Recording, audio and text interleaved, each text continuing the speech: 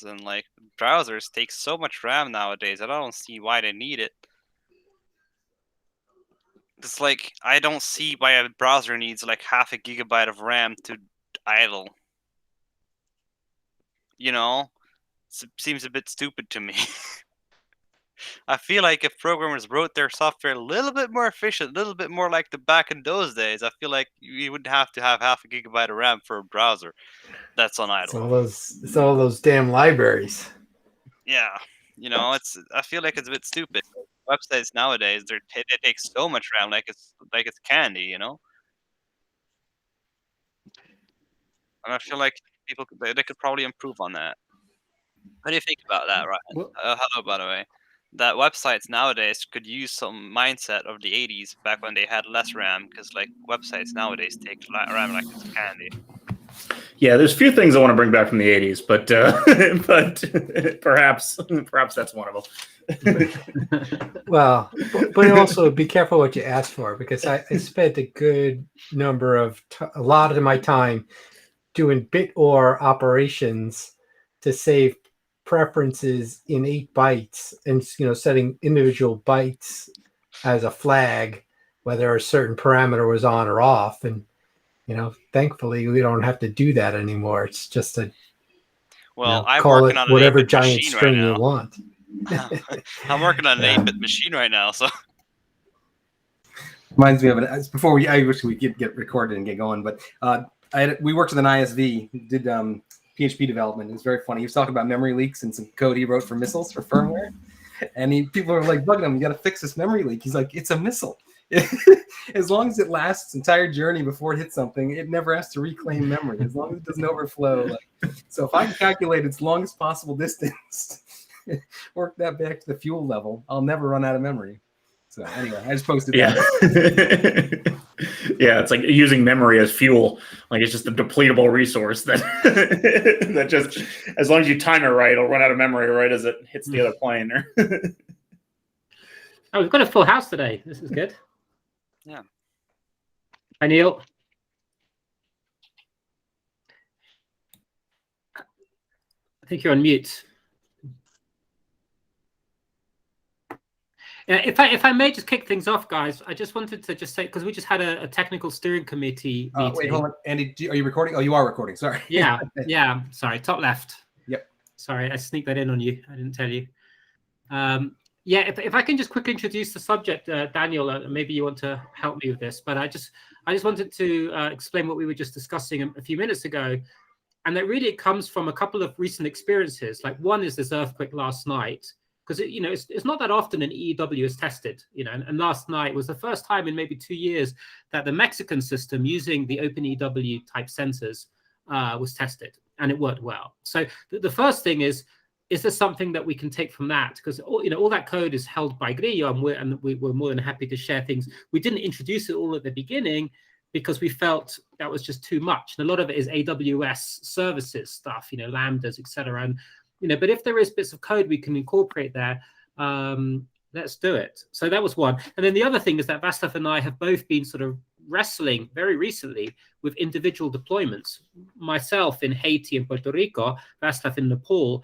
And as we wrestle with these real life projects, we become aware that there are elements which are missing from OpenEEW, and maybe there are elements that are not necessary in OpenEEW to just get the thing working on day one. So that's just where I want to start. And I thought maybe as a community, and this is what we were talking about, have an opportunity now to sort of really look at each component and ask ourselves, is this the most efficient way we can envisage this? And do we really need, for example, an authentication app for a third party when actually it's just one person deploying a bunch of sensors? So I think that's just my starting point. I don't know if John or Daniel, you think that was a fair assessment? Yeah, I think the overall kind of thrust is there's a lot of great real world dynamic responding to conditions that is in various places, probably on those different networks. And can we envision a version 2 milestone of OpenEEW core that incorporates all these great new developments that had to be done on the fly into the upstream open source, so that they benefit everything else downstream that's built upon it, right? Based on these latest best practices. And as part of that, kind of how can we make this agnostic so that individual networks can be created for specific countries, for specific contexts, in such a way that everybody shares the code base, but they're all segmented. And I think kind of the implied thing was when OpenEEW started, we were envisioning kind of one single global interconnected network.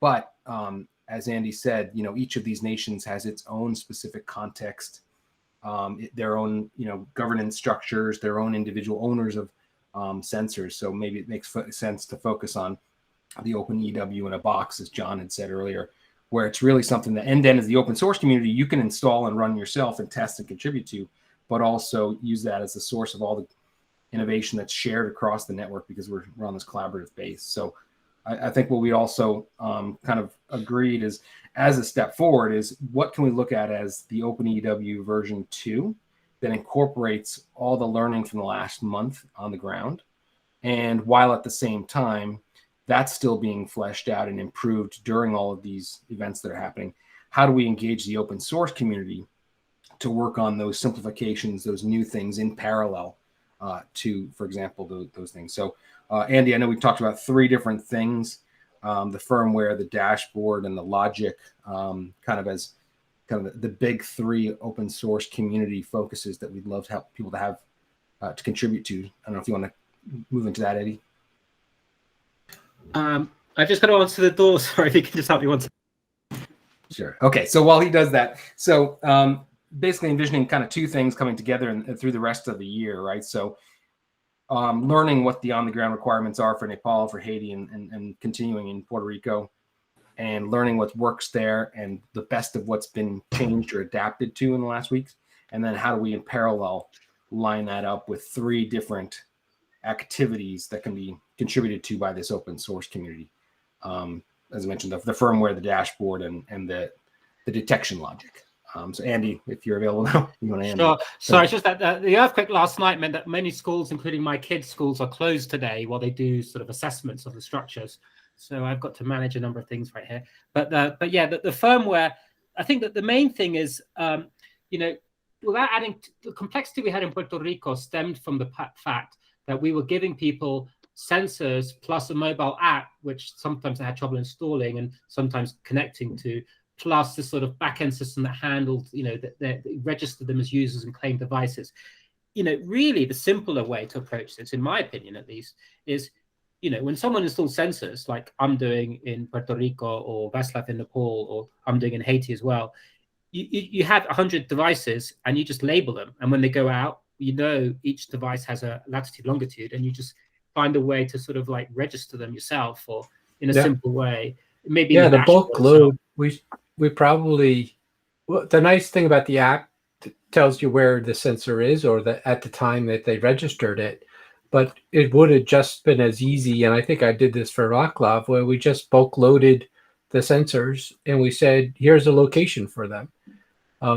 We could have just as easily, Andy, if you're still there, taken you had a table for Puerto Rico of the different locations of where the sensors were going to be deployed to. What we could have just done is assigned, each sensor to a particular place. We know where it was, the different Walmart locations. And Andy, we could have taken your spreadsheet in Puerto Rico and done exactly that, bulk loaded locations and assigned them to the proper places. That would have eliminated, well, we wouldn't have the registered claim, but we could have done that in the bulk load. Yeah. So I think the app certainly it became a tremendous inhibitor. Because ultimately, what the magic for me is the expressive app touch smart config app. Like, we almost don't need to create our own app. Just I've been telling people to download the expressive smart config app, and it works beautifully on iOS and Android, and people can give it Wi-Fi. But the way we should have just done that.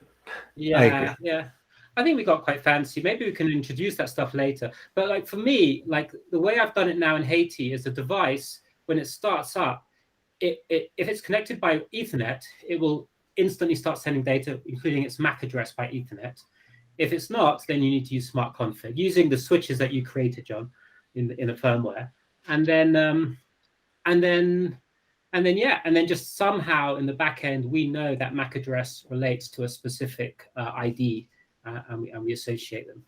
Yeah, so that's something that we could do in the dashboard, right? So it would just be a different provisioning process where, we can always have the Espressive app come in later, but just as a default, if you turn a sensor, it's automatically associated with some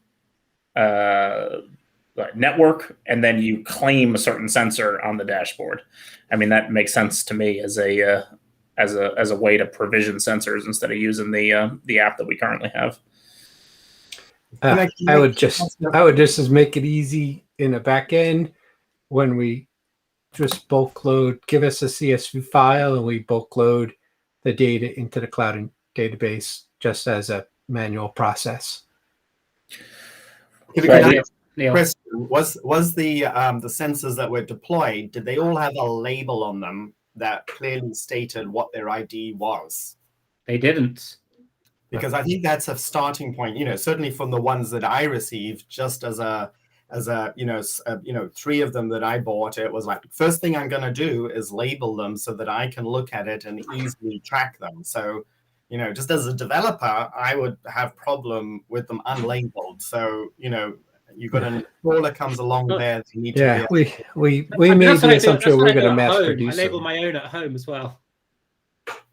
Yeah, but that'll be my point.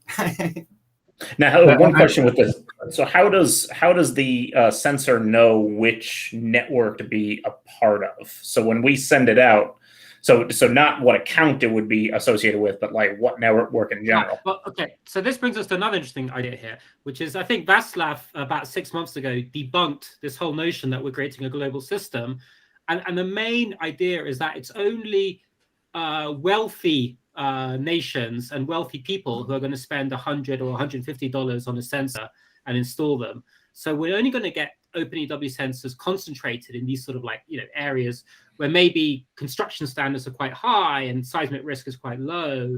And so really to create this global network, to have these things in rural Nepal and in rural Haiti, you can't expect volunteers to participate. It's not going to happen. So these things apart from the occasional citizen scientist, these things have to happen by someone with an entrepreneurial mindset getting 100 devices and installing them themselves. And so in that case, the network is already, there aren't multiple networks. It's just a network that person would have created, in the cloud or on their server.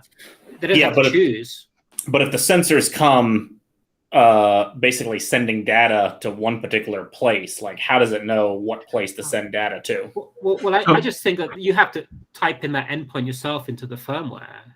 Yeah, and we could just put that in the instructions how to set it up. So actually what I've been playing with, and I'm not saying that this needs to be necessarily part of OpenEEW, but what I've been doing with my sensors that are meant for Nepal, I have been adjusting the firmware in a way. I introduced 2 more variables that are now in the non-volatile memory, and it's a network name and station name. And those variables can be changed over MQTT because that's a standard naming convention in seismology. So that's network and station. And I'm actually thinking about one more variable, which would be a user, so one user can have multiple networks. But what I've been trying now is that you have those, I don't know, whatever number of sensors. And first time you get them, they are flashed brand new. They just send data to some standard under some standard network, which can be whatever, and under some ID, which I'm using now 4 last digits of the MAC address, which is quite unique.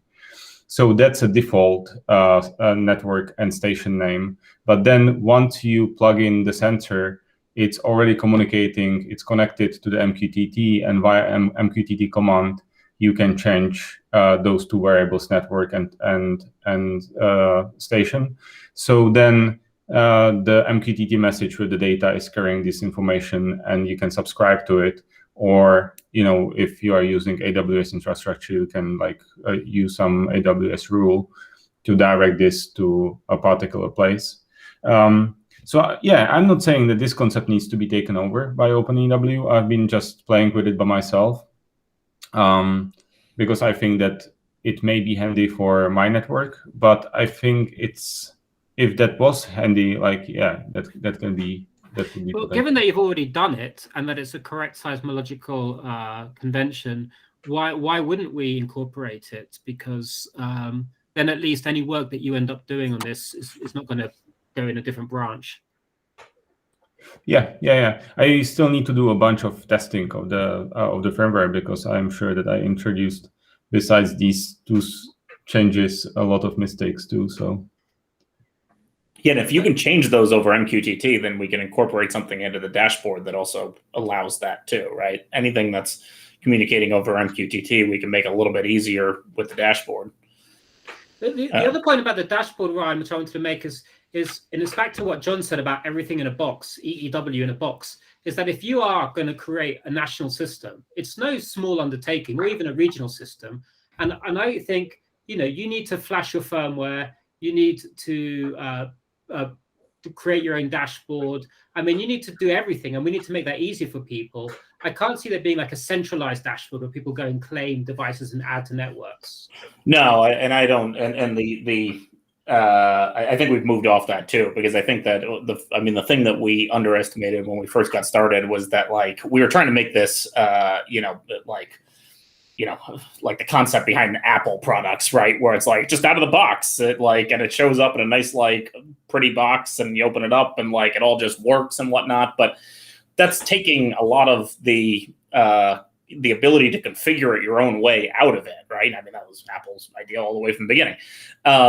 So what we have, what we've learned is that all these networks are probably going to be set up by pretty technically savvy people, and they probably want to make it however they want to make it, right? And use whatever infrastructure they want to make it. So yeah, we don't need to make everything super easy, from the standpoint of like, oh, it just works. But anything that we could make just a little bit simpler to get up and running faster, I think would be better for the dashboard. Or, I mean, for the project as a whole, if we can do it through the dashboard, because the dashboard is, built, and even though it's not necessary for the entire system, the provisioning part might end up being, but like the rest of it, you potentially couldn't have.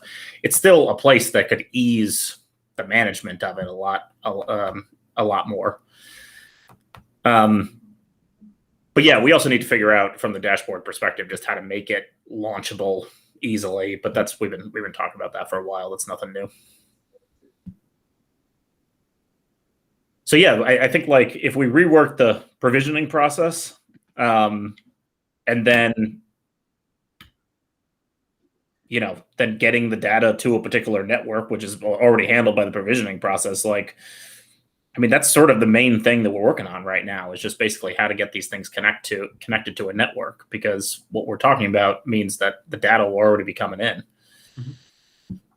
And that very first step, Ryan, like if someone's going to the effort of creating an EEW, like learning how to use Platform IO will take them, 2 or 3 hours, and they'll get, it's not going to be a deal breaker that they've got to learn how to use Platform IO. Yeah, but we already have means of sending updates and whatnot, right? That's a pretty steep climb, though, Andy. I mean, it's not simple to install Platform IO and Flash. Most people don't even have the right, USB cables. Oh, maybe so. I mean, it's easier with this one, but the original ones where you had to, double press and plug it in at the right time with the 5-volt thing. The first dev board that we had last year was more complicated. This one not terrible. But people wouldn't have to use Platform. I mean, we could make it a little easier than that, right? Than flashing their own firmware. Mm. Like if they at least you can always build your own sensor, right? In which case you would have to flash your own firmware. But if they bought sensors from Grio, then we could just assign them to a network right off the bat, right? And we wouldn't, and they would come flashed with some sort of software, and then that software, as long as it had a way to update, then that would take out the technical know-how for people that maybe don't know how to can do everything else, but probably aren't going to flash their own firmware. But actually, Ryan, what you are saying, I think that potentially for Grio and which is going to manage multiple networks, I think it is important to distinguish and use the same endpoint for data. I think it is important to distinguish between different networks. On the other hand, for OpenEEW, I think it may not be as necessary actually, because we are providing sort of like out of the box. Well, sort of out of the box. There's going to be a lot of work, like whomever decides to try to implement it somewhere. But a solution for one network, like people will take it, deploy some sensors, use some endpoint, but create only one network at the same time. I don't think that maybe it's not absolutely necessary to be able to distinguish networks in the OpenEEW system, because as we said, we are not really creating a global system, but we are creating a system that is always going to be implemented in a way of a single network. And those single networks are probably going to be using the single data endpoints. So maybe it's not, like, thinking about it now, maybe it is not as crucial actually to distinguish the networks as the data flow in. You just basically put them all on just one endpoint for the data, even if they are separate networks, like the endpoint all goes to one Kinesis stream or something. Exactly. Yeah. And because I think that's, I think that from seismological perspective, networks and stations, like, that's a notation that has been here for 100 years, and that definitely makes sense. But maybe for the purposes of OpenEEW, like, we would be trying to cut down some complexity, and we might be introducing another one that is unnecessary at this point for the system. Yeah, that seems. I mean, that's how. I mean, obviously, what's currently set up in Mexico right now is that's the way that works at this point. It's all obviously one network, but it's able to handle that amount of data and whatnot. So yeah, maybe that. Yeah, that makes sense.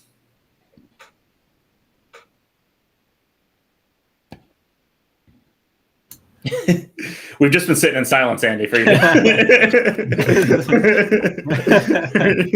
What was the last point? So you were talking about networks, like, I don't know. I sort of feel, I feel like there's so much work, like a huge amount of work in setting up a network of sensors dwarfs, the technology side of things, like, finding locations that are reliable, making, agreements with all these different places that you can put sensors, making a working EW is much more than just putting one sensor in your home.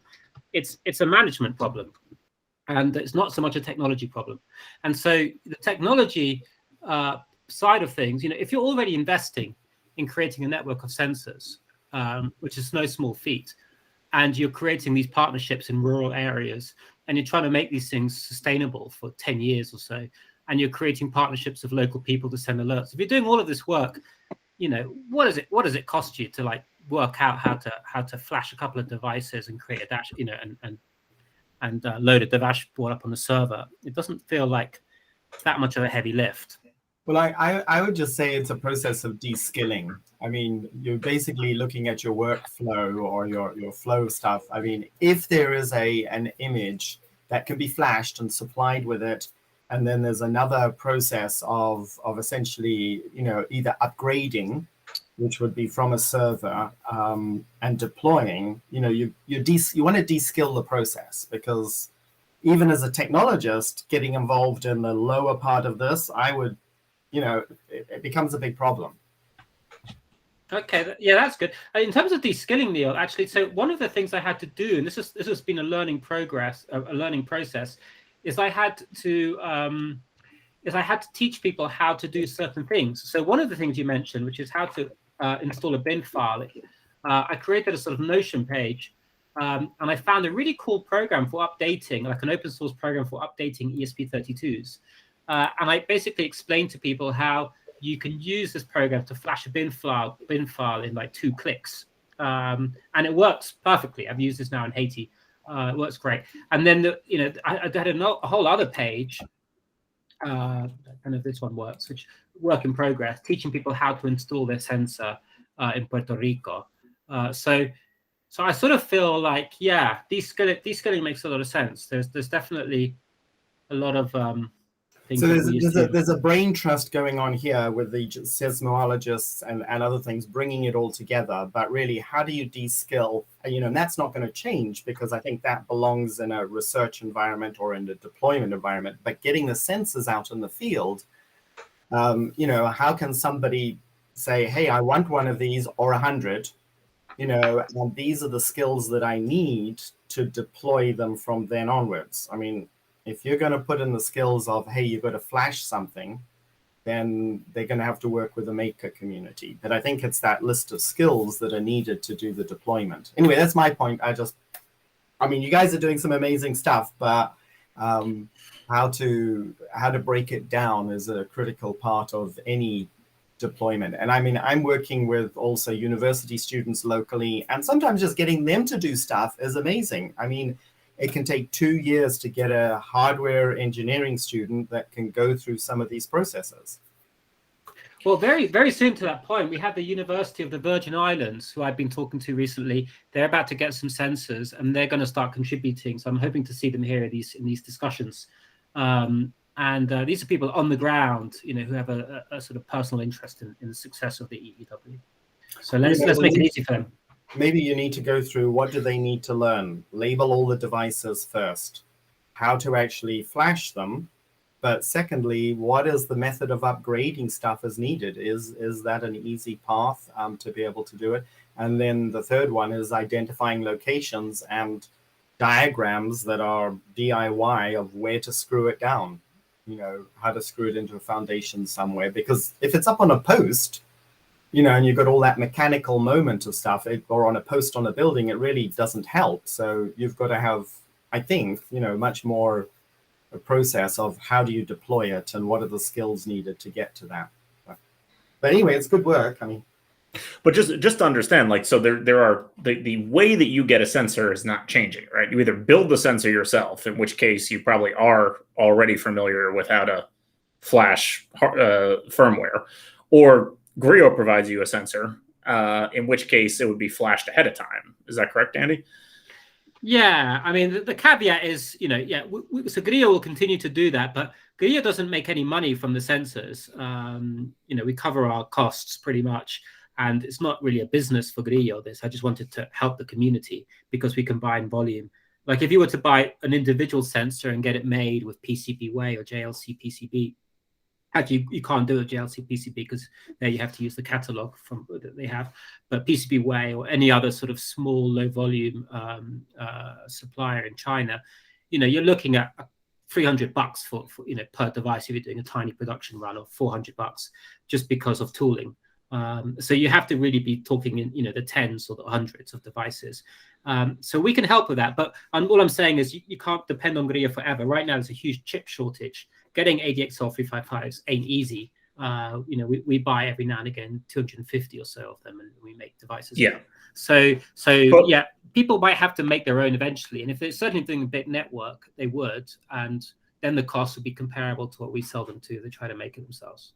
Yeah, and who knows? Maybe some other supplier. I mean, all this stuff is open source, right? So if someone else wants to get into the manufacturing sensor game, maybe they can be a provider for it, right? I mean, our goal here is to provide the technology, right? Not necessarily the, we thought about the means of how to do all this stuff before, but now I think it's building the technology to make it possible. There might be another accelerometer one day which beats the one we're using, So yeah, people could do all sorts of things there. Yeah. But I guess all I'm saying is that from the provisioning perspective, if we create a situation where you can that the sensors come either flashed or as part of the firmware, there's some sort of endpoint to send the data in it, and as long as you can change that, and what Václav was saying just a second ago was that there probably would be, even if there would be multiple networks, there probably would just be one endpoint for the data. I mean, how does that? No, I disagree with that. Why? So who owns that endpoint? Because is Grio going to take everyone's data when they buy devices? We're not going to pay for that. So who owns that endpoint? I was actually trying to say the opposite. I probably didn't express myself well. Oh, so it would I be think it's gonna maybe be I got too different endpoints. confused. Yeah. Yeah. Yeah. So so it would be multiple. So everyone would have their own network, right? So I guess I would come back then to the question originally, which I was thinking about, is that like how is each device, if it's newly flashed, how does each device know the endpoint of where to send data to? Well, I think people have to flash it themselves. Like it's like when I buy, that was the complex. Not that it was complex, but that's sort of why I had the register. It was an activation endpoint that it always talked to, and then it just responded with what the MQTT broker was supposed to be. That was see, Ryan, you're walking yourself down the path that I walked down 8 months ago. Well, I guess.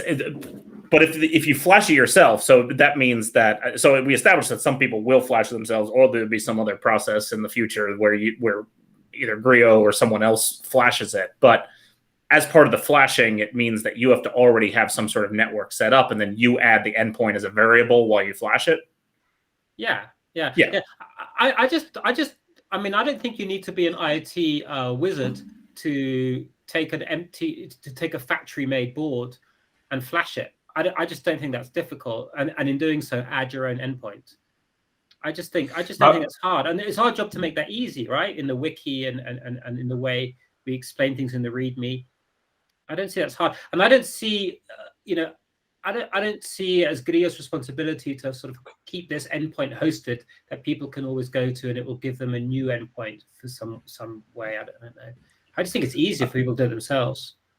Yeah, I also think there's so few people out there that are C++ embedded systems programmers. This is, amongst engineers and electrical engineers and software computer scientists, maybe. I mean, but most people don't get to the level of I'm going to flash my own firmware. I hear you, John, and I think so too. On the other hand, I think that in order to make it easy to change the endpoint, not only within bots and IoT, but also allowing it to be like platform agnostic and use other MQTT endpoints. To make it easy for those people, I think that would be actually very complex on our side, or maybe your side, because you are mostly working on the firmware. And I think that's certainly where it falls over, right? Because every time if you add a different broker, then you've got other new security certificates, and then it became this whole big ugly. Do you write it to the SPIF's data partition, and what's the certificate for that broker? And it becomes a complex problem. Yeah, exactly. So I would be wondering whether it's hard. I'm just trying to be realistic that it's not a trivial problem to solve. Sorry, one more thing. What I'm trying to say is that like maybe that would be like another rabbit hole that we would be walking down, and may not be even necessary at this point. I think that to establish an earthquake early warning system, although we are trying to make it easy for like anyone who wants to use OpenEEW, like it's always going to be a complex task.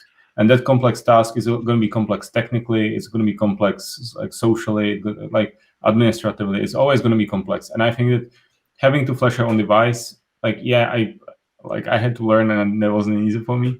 But at the same time, like you sort of have to manage these things if you want to establish a network, I think. I was going to say a similar thing, Václav, and I would just add to that, like I could make a video, if you set me this task, I'll do it.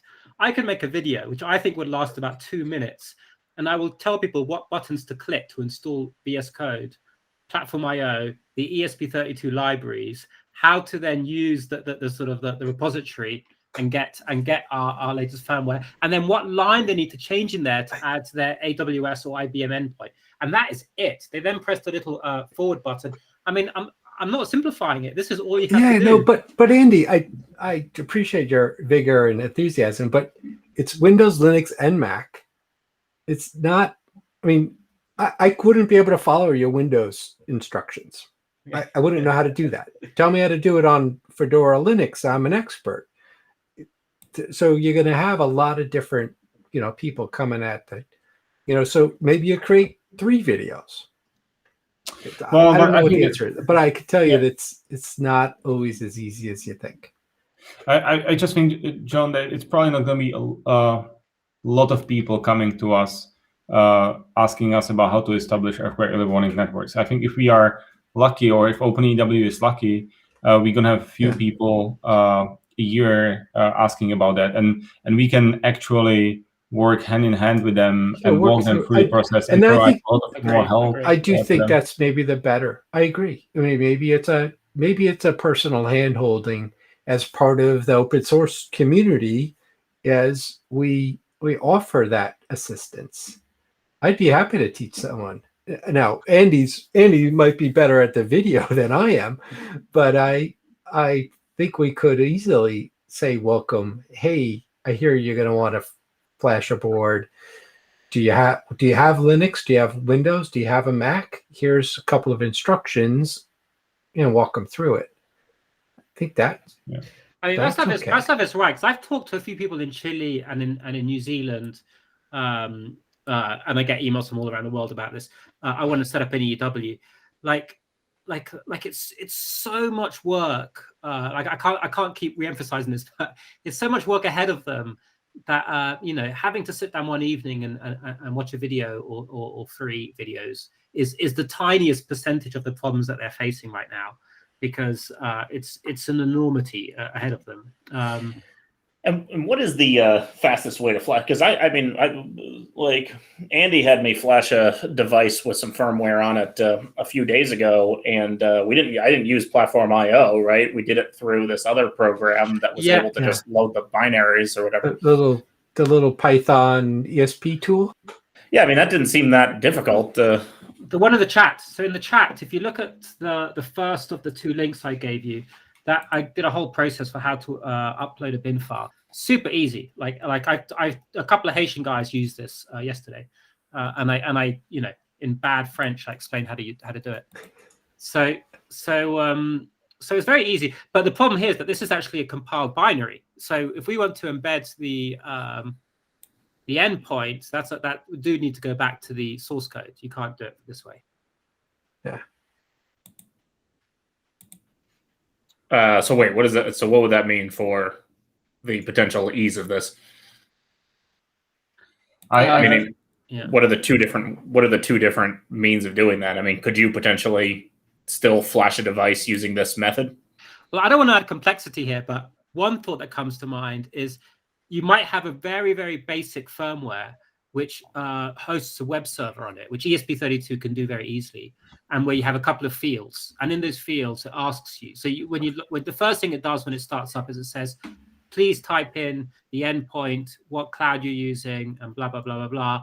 Thank you very much. And then with that bit of information, it can then connect the way you need it to. Yeah, I mean, I was going to ask, like, is there some way, without making this too complex, is there some way we could work something into the dashboard, right, where you could flash a device over the via the dashboard? I mean, it's already a web app. What would it have to connect to? Well, if it was able to run a script that compile the compiling script and add in the endpoint variable and some other variables potentially, then yeah, that could work, I guess. I would be wondering.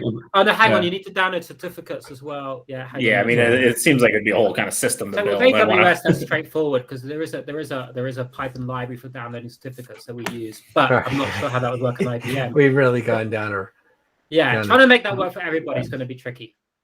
Yeah. I really think that I don't think that we're gonna have loads of people trying to make an implementation of OpenEEW technology without letting us know about it. I think it's gonna be, if someone wants to use it, he's definitely gonna get touch in the community with the community. We can provide him assistance, and because this is not like as the original idea was. As this, it's going to be a citizen science global project. I think that, in theory, that could have been hundreds or thousands of individual people who will be dealing with the same problems, and you don't want to hold each like each hand of those guys or girls trying to troubleshoot the problems. But now what we are looking at is more of a few people or organizations that will want to establish their own system. And in that case, I think each one of them is gonna get in touch with the community, and we can sort of like walk them through the process and tell them. So I think that like trying to make it too versatile on the firmware side, or like too variable, or like integrating it in the dashboard. I think that would be another like very complex system that we like another rabbit hole that we will be going down into, I think. There's a couple of projects that spring to mind. So I watch this Andreas Spies YouTube all the time. Like the LEDs behind me, you know, I had to like it's a huge community of people who work on this project, and I had to, you know, in there it gives you instructions for how to open Arduino and install the firmware and add your particular, you know, how many LEDs does your strip have, etc. That was, you know, I mean, and a lot of people work it out. And then there was another project where you have a little satellite IoT device, which I've got in my window here. Again, you have to learn how to use Arduino or Platform IO. And so I just, it's a bit of work, but you know, that's the game that we're in. I don't know. Maybe Sounds good. so that's the provisioning process. You got to flash your own firmware, and then you can claim it via the dashboard, right? I mean, that's my 2 cents. I would. How about this? Give me a challenge. By next week, let me try and make it easy for a complete noob to flash a device. And if I fail, then I have failed. Give me 1 week to prove this to you. I'll get my mom in here, and she can try and flash the device. She just got an iPhone like 3 weeks ago. Before then, she was using a flip phone for 20 years. Your Portuguese mother, blindfolded. see how easy it is. Okay. So that's the benchmark, blindfolded Ryan's. Yeah. Yeah. I mean, that works. So what else do we have to talk about to get to version 1.0? So that was the firmware. That was the first of 3. Did you include the dashboard in that as kind of your second of 3? Yeah, kind of, because the dashboard, I mean, we've always known for a while that there's a few things we need to do to the dashboard, but included in that is make it easier to deploy, get a production build of it. We can add in this provisioning process, but you know, we can go into more detail with that with the Friday crew. Okay. So yeah, I think the dashboard's taken care of. Okay. And then the third item was Václav has the logic and the algorithms. I think you want to talk about how those could be genericized or updated.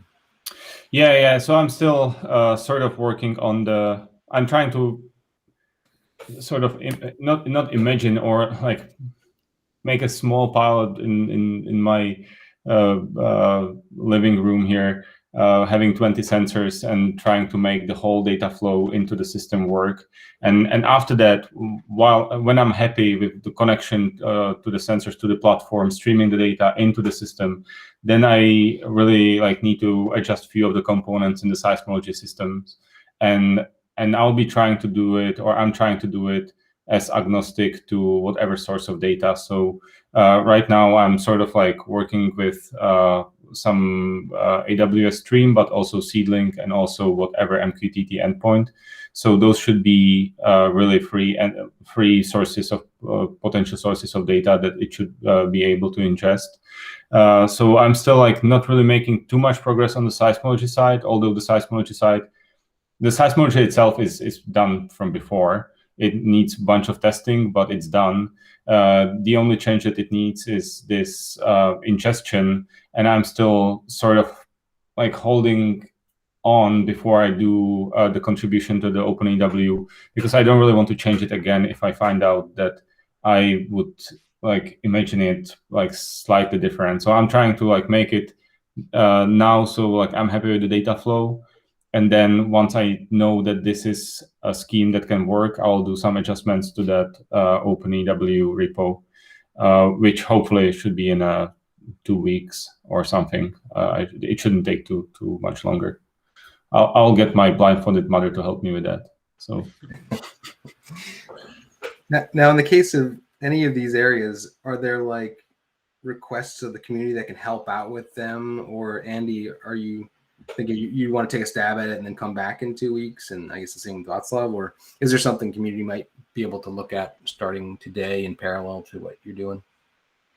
I just want to prove out that flashing firmware ain't hard. I'm just going to focus on that. I'm not going to focus on the firmware itself, just the process of flashing. But yeah, maybe people could help out with the firmware.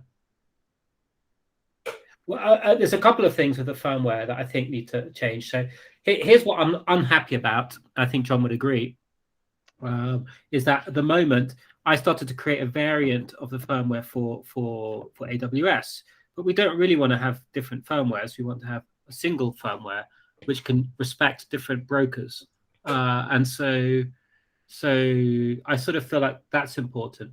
And there are changes that we have made recently, I say we, Václav and I, for our deployments, which need to feed back into that. So I would like to find, I don't know, what's the cleanest way to do this, John?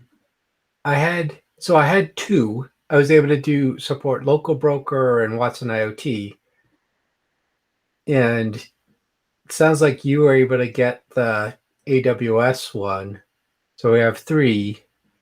The really hard part is, well, maybe not the hard part. Maybe is if we know how they work, then we just include the various certificates.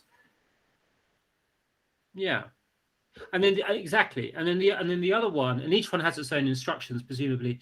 And then the other one is that within the firmware, we need to find a way to disable the authentication, in my opinion, because people, including myself, wouldn't necessarily use it. So we can skip that sort of function which does the. I think you still.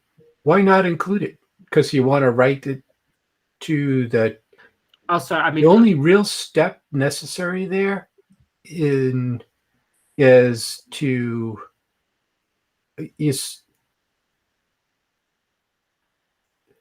because you want to write it to the cloud database for the dashboard to pick it up. You could streamline it, keep it in the firmware, and just streamline it on the Node-RED side. Say, oh, this is an AWS device. Don't do anything Watson related. Okay, but what if people don't want to use a cloud and database? Then how are they going to get data into the dashboard? Using a relational database like Postgres. One of the things that I do here in Dallas with some of my sensors that I have here in Texas, I wrote a kind of a backend program to where what was coming straight off of the Raspberry Shake, I was converting it straight to bytes, and I was using WebSockets, which is Alex Holtman's answer for like really high-speed data. And so the secure site certificate is here in Dallas, and so all it has to do is connect over TLS, and then it authenticates, and then it's allowed the data to start streaming. So all the certificate side is on the server end, and the devices don't even have to worry about the certificates. All they do is they authenticate.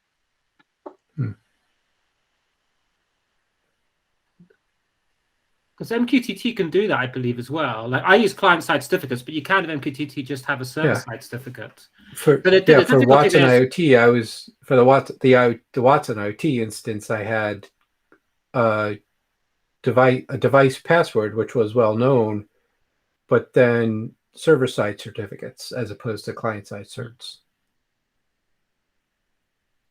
Yeah. Lots of ways to skin the cat.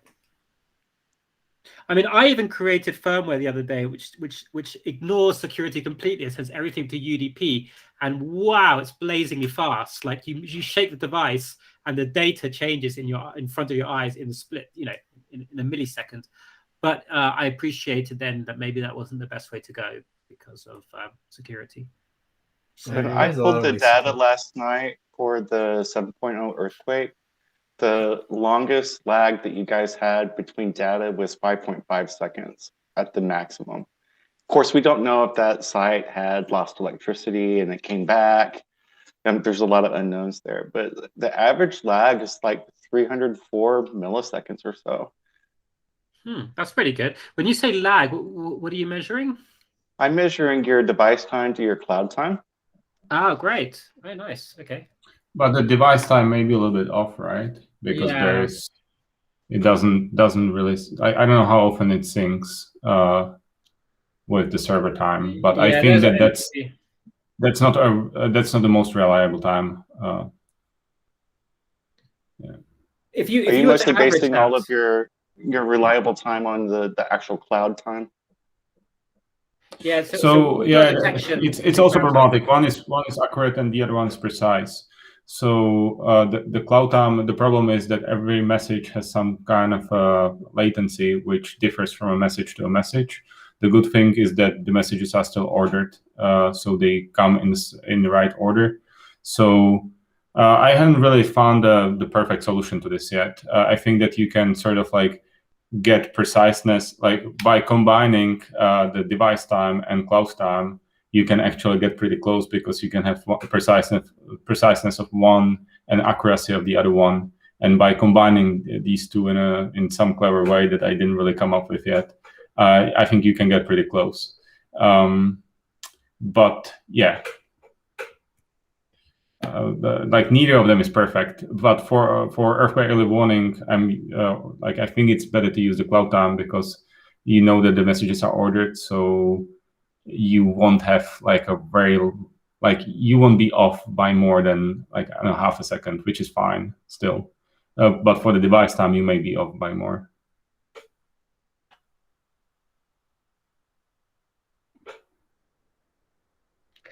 Just going back, so just to finish that point though about the firmware. So there are quite a few variables depending on what provider you want to use, but at least in Haiti, I'm sort of bypassing at the moment a few things and just having the device connect straight away and send data, and then to the to at the moment to an S3 bucket, but whatever it needs to go to. But I can what database people use. I don't think people necessarily have to use IBM Cloud for this, because if we're forcing everyone to use IBM Cloud, that's not something Grio can do at the moment for this in terms of financially. So having a solution which works with any open source database, not just a proprietary one, I think is quite important. And also, some people might not be comfortable with Node-RED. I am. I mean, I'm not very good at it, but I like it. But I think some people prefer the idea that they can see the code instead of having to access a sort of dashboard to do it. So there's some way, in my opinion, John, that we could somehow offer the alternative of skipping over the Node-RED stuff and just having the device send data to an endpoint, and then having everything work once the data is flowing through the cloud and being written somewhere. I'm not sure why you would need Node-RED at that point. Well, because lots of ways to design it. The way that the firmware starts, so when the firmware starts, it doesn't know it doesn't know its endpoint. So it asks a well-known endpoint, which happens to be hosted in IBM Cloud using a Node-RED app, which is available in GitHub. And it says, oh, you're a device. I see that you're running version 1 or version 2, and you've got this particular firmware, so your endpoint is over here. And it responds to that HTTP request with the endpoint. And then the firmware says, oh, now I've got an endpoint. Now I know how to connect. So we could put that sort of, I called it activation. It was the activation endpoint. And we could put that activation endpoint anywhere. It's a variable in the firmware. It could be hosted. It doesn't have to be hosted in IBM Cloud. It's just an endpoint. So that was sort of the way I worked around multi-cloud. I mean, what I want to show in next week's video for the group is how easy it is to add in an endpoint when you're flashing a firmware. That's sort of what I want to show, that it's not rocket science. I might fail, and then please laugh me out of the next meeting. But if it works, which I suspect it can, it just makes life easier for people. They don't need to. No one has to host this thing in the cloud. It doesn't. It's just type in these two different lines, your endpoint, your port number, and download your certificates by following this instruction, and off you go. And for me, that sort of takes away a lot of the complexity of what we have. Yeah. At least that's. At least that's what I'm doing for Grillo. But of course, the OpenEEW might think that that's too hard, and therefore that's not the right way for the OpenEEW community. I'm just sort of letting you know what I think is easiest for myself at the moment. Well, it seems to me that that's the simplest place to start anyway. So we could always start there and then build something on top of it later if we have the know-how or the resources to do that. The requirement a long time ago was that we were going to have brokers all around the world, and we were going to be able to say, oh, I know what network you belong to. Here's your broker. And so that's why I designed the activation endpoint, so that, because when you're powering it up, you're not worried. You're powering it up once a week, once a month, and it does a quick check-in. Then it knows where to send the data. That was the design point. That's right, and that's when we had this idea of a global network, which we've now sort of walked back a bit. Yep.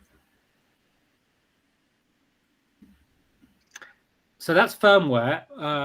There's a couple of activities there, and then I guess in dashboard there's going to be some changes potentially as well, right, Ryan?